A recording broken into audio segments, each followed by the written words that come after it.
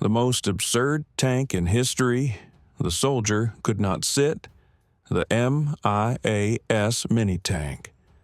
Imagine a tank in which a soldier has to move in a squat like a duck through the entire fight, while simultaneously trying to steer the machine and fire machine guns at the enemy. Sounds like a joke? This was the reality of the Italian MIAS mini-tank from the year 1935. Inside this metal box, there was no room to sit. Absolutely none. The operator had to balance on semi-bent legs for every minute of the battle, simultaneously operating the control levers and weapons. Italian engineers created a machine so absurd that even their own army refused to accept it into service. This is the story of the most ridiculous tank in military history, which became a disgrace to Italian technical thought and a perfect example of how ambitions can turn into a total catastrophe. The mid-30s of the 20th century were a time of arms fever in Italy. Mussolini's fascist government pumped huge money into the arms industry, dreaming of transforming the country into a military power. Every company got a chance to show what it could do.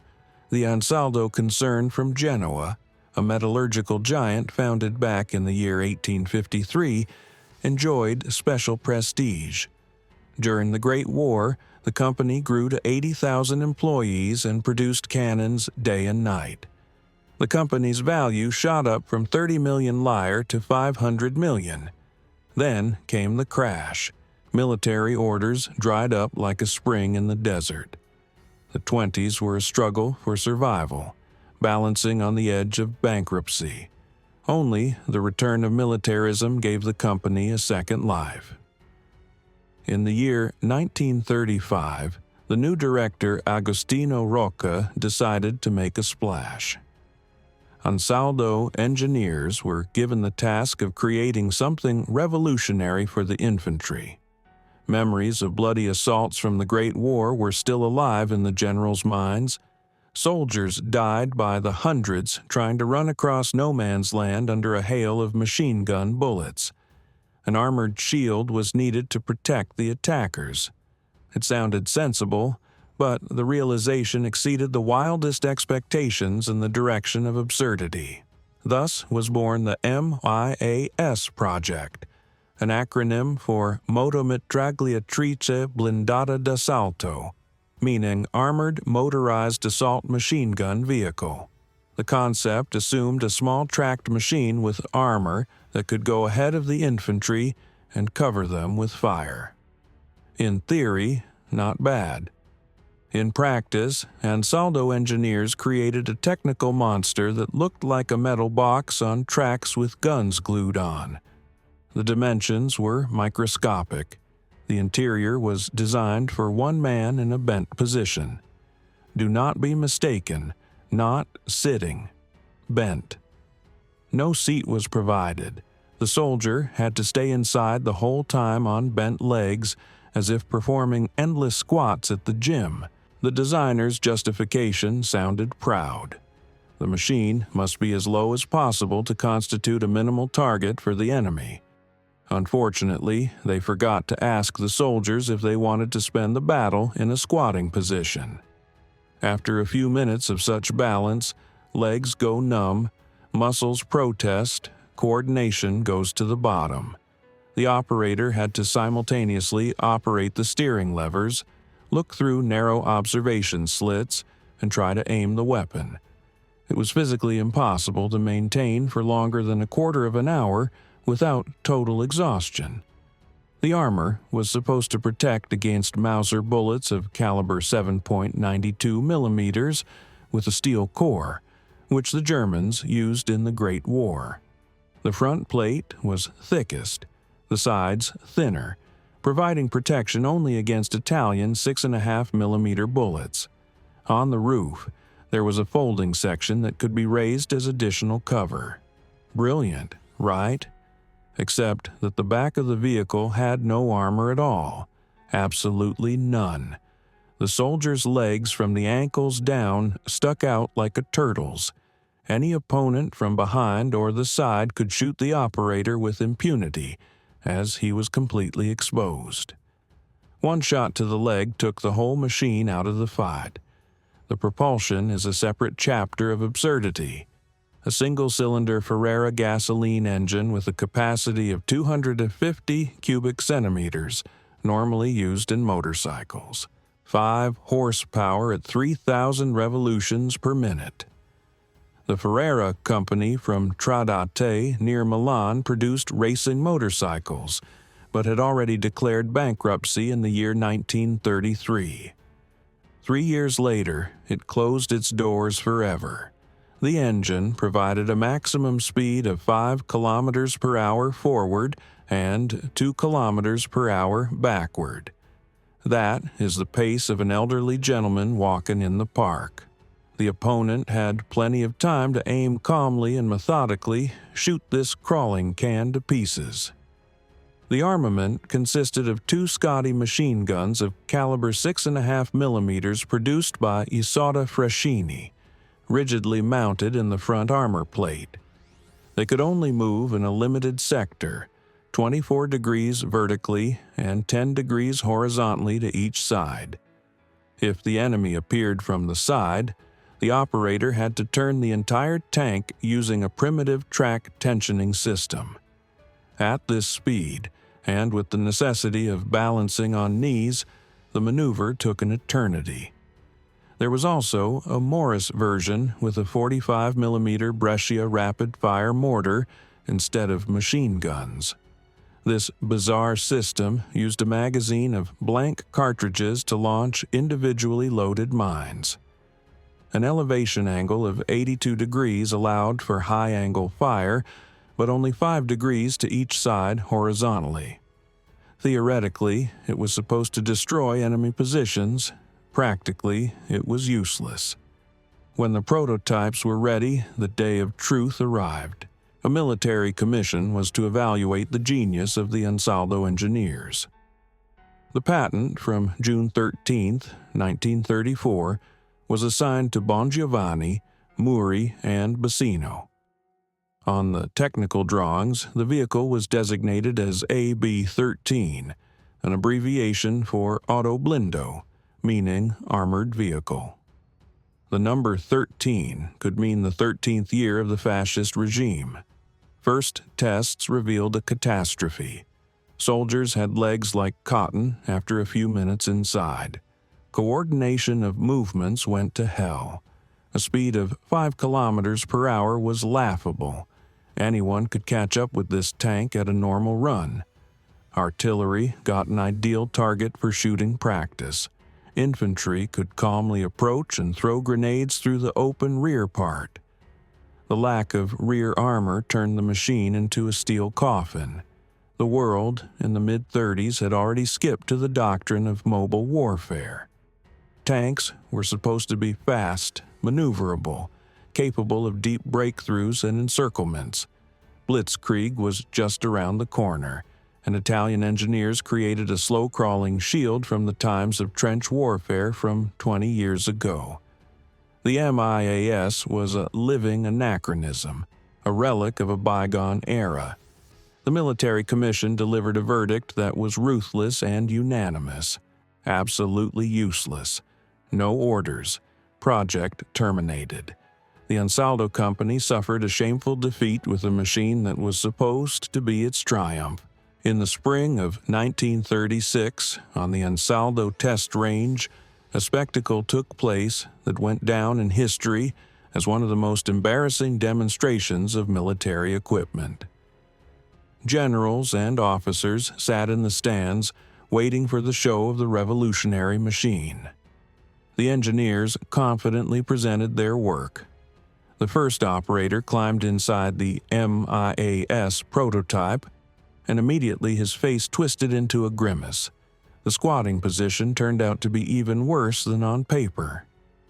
Knees dug into metal walls, back bent in an unnatural arch, hands barely reached the control levers. After just 3 minutes, the soldier began to sweat. His breathing became shallow and rapid. The machine started moving with the loud roar of a motorcycle. The observers watched in disbelief. The tank crawled across the square like a wounded snail, leaving streaks of exhaust fumes behind.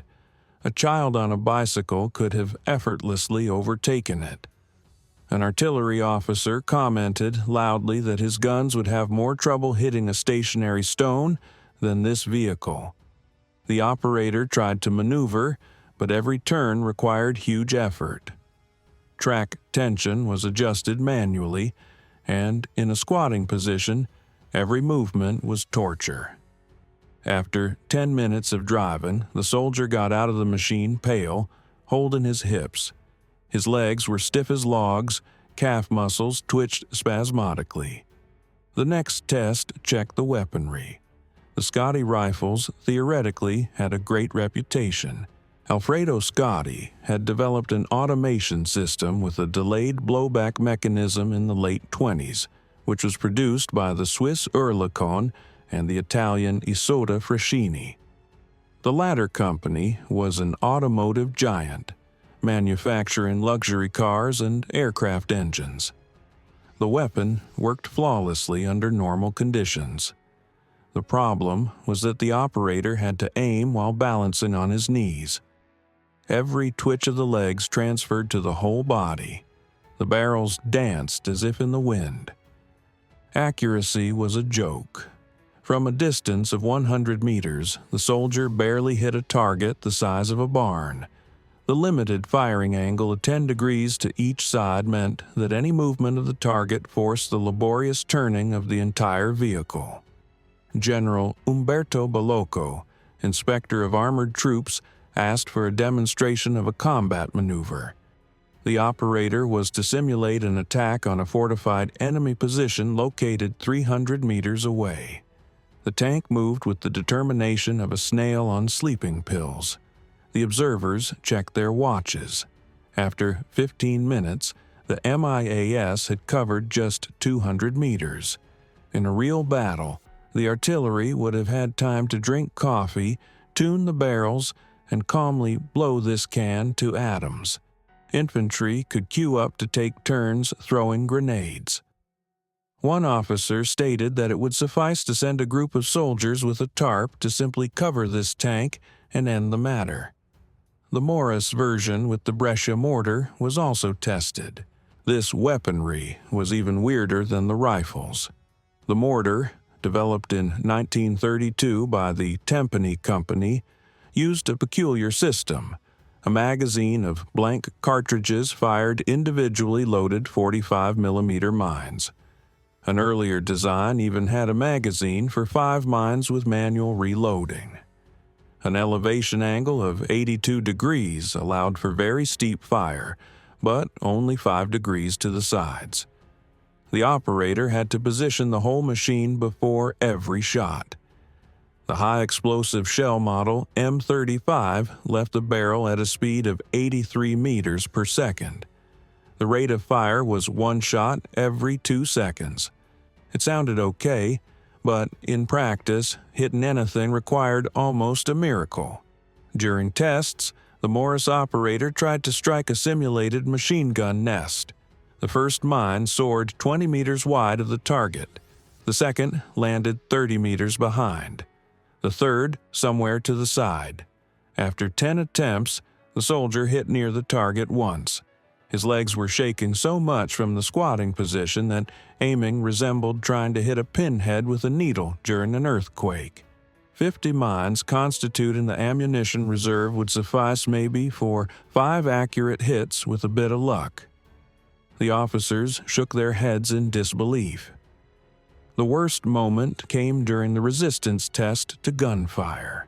The MIAS prototype was placed sideways to the firing position, and a group of soldiers was ordered to open fire with rifles using the standard Italian cartridge of caliber 6.5 millimeters.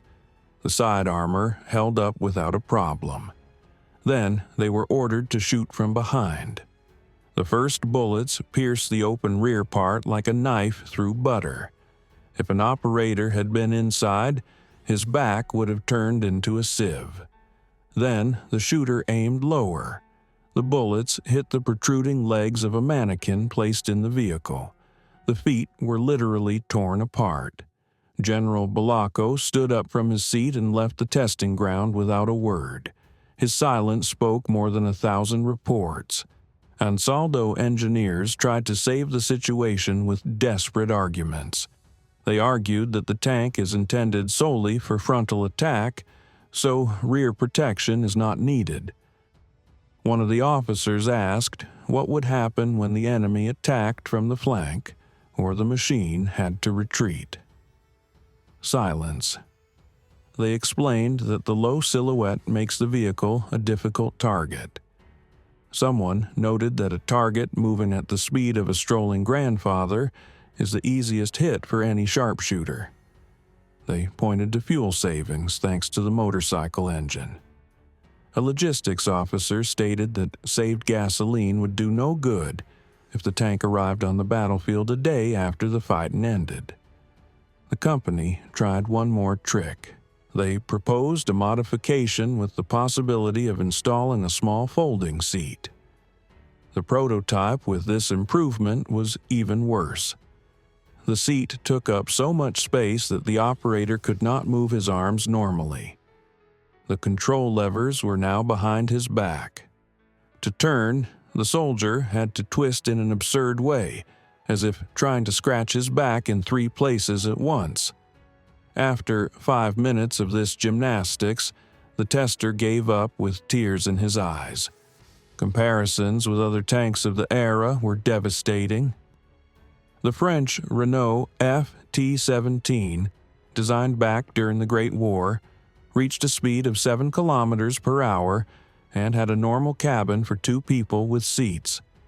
The British Vickers 6-tonner developed 15 kilometers per hour, possessed a crew of 3 people, and a real rotating turret. Even Italian CV-33 tankettes, although small and poorly armed, could travel at 42 kilometers per hour and made at least a bit of sense in reconnaissance. The MIAS was slower than infantry, weaker than a tankette, and more uncomfortable than casemates from the Great War. Especially painful was the comparison with the development of armored doctrines in other countries.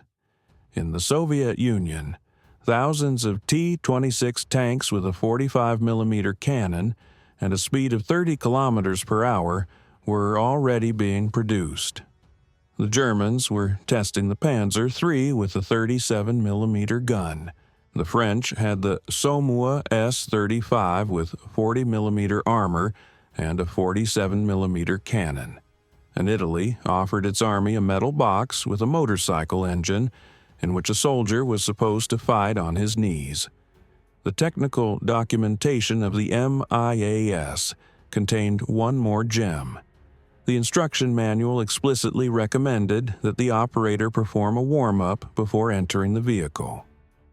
Stretching exercises for the legs and exercises strengthening the thigh muscles were suggested, as if the tank were a fitness machine, not a combat weapon. In one of the test reports, an officer wrote maliciously that the Army could send gymnasts to the front instead of soldiers, since such is the equipment specification. The production cost of one MIAS was equal to the price of 10 military motorcycles or 2 off-road cars. For this money, the Army could get equipment that was actually useful. Motorcycles provided communication and rapid movement. Cars carried soldiers, supplies, weapons. The MIAS did nothing but turn the operator into a cripple with stiff legs. Towards the end of the tests, one of the soldiers fainted inside the vehicle. The combination of physical exertion with balancing, confinement, lack of ventilation, and stress proved too much. When he was pulled out, his uniform was wet with sweat. His legs refused to obey. A military doctor stated that long-term operation of such a machine could cause permanent damage to the knee joints and spine. That was the final nail in the project's coffin. The military commission issued an official verdict in May 1936.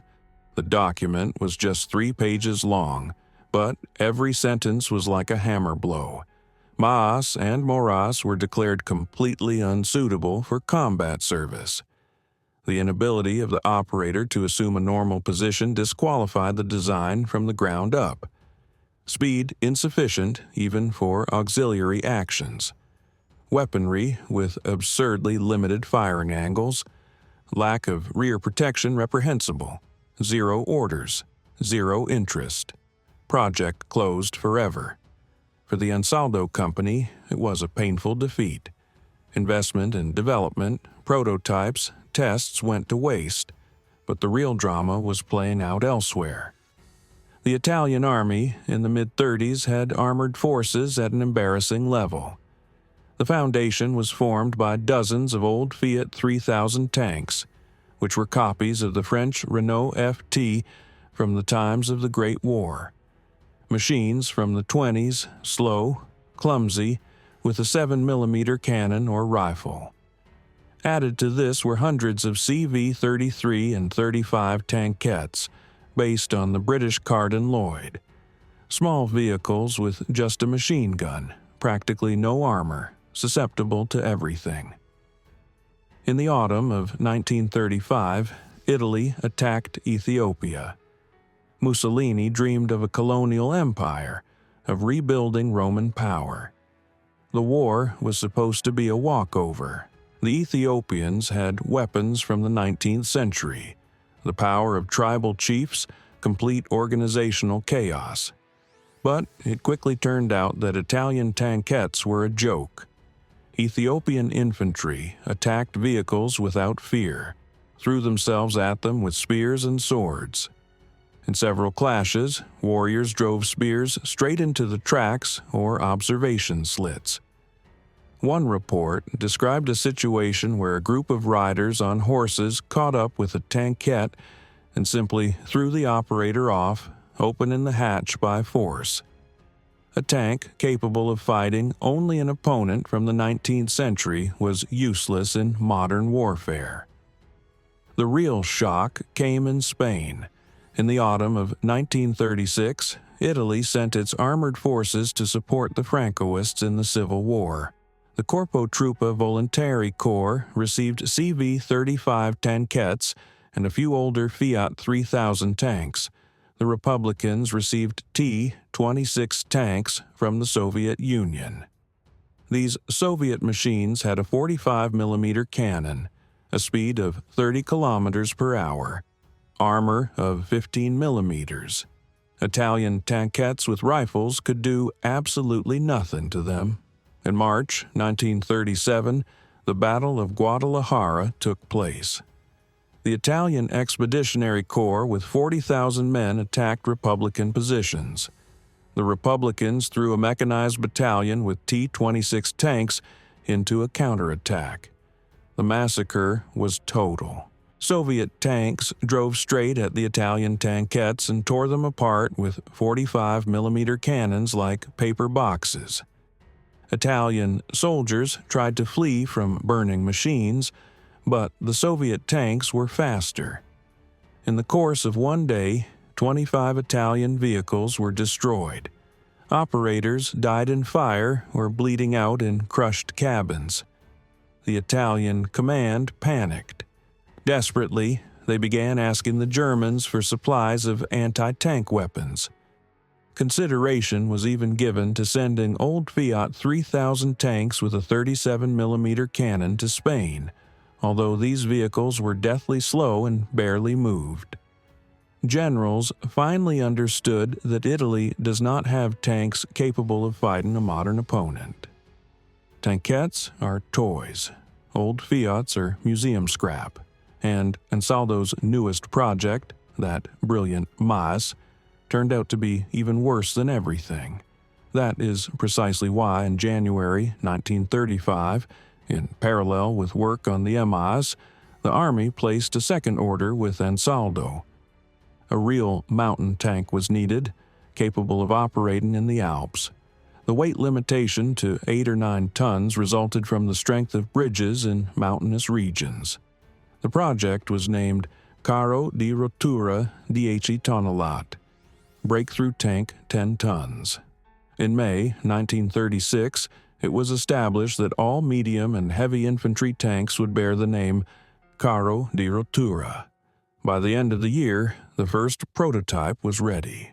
This machine, which would later become known as the M1139, was the absolute opposite of the MIAS normal design. 3 crew members, seats for everyone, real armored protection. The first prototype of the new tank was presented at the end of 1936. The difference between it and the MIAS was like between an airplane and a wheelbarrow. The machine had a traditional layout with a fighting compartment, engine compartment, and driver's compartment.